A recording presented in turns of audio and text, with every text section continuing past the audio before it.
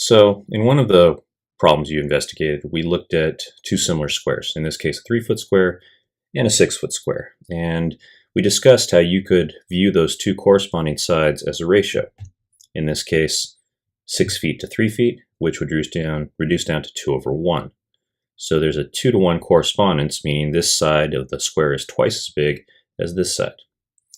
And there was a direct connection between that and perimeter. Perimeter, of course, is finding the distance around an object. So in this case, a 3-foot square, we're talking 4 different sides, 3 feet each, and then 6 feet on each side for this square, which would give us perimeters of, for the small square, 12 feet, and for the large square, 24 feet.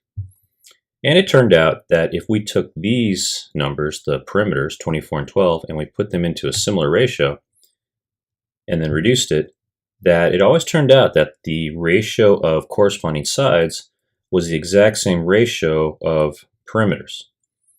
And so we get this, that when two figures are similar, the ratio of their perimeters is equal to the ratio of their corresponding sides.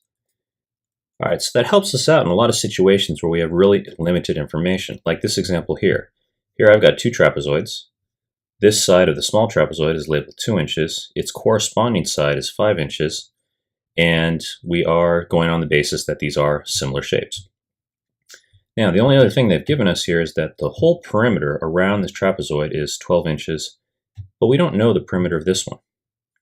But even though all we were given is the 2-inch and the 5-inch side, this is enough information. So what we do is similar to what we did in the last slide. We first look at the corresponding sides, 5 inches to 2 inches.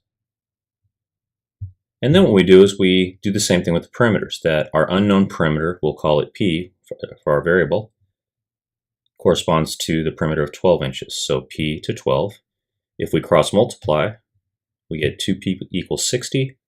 Divide both sides by 2, we get P equals 30. So the perimeter of this trapezoid is 30 inches, based on the fact that we're looking at similar shapes.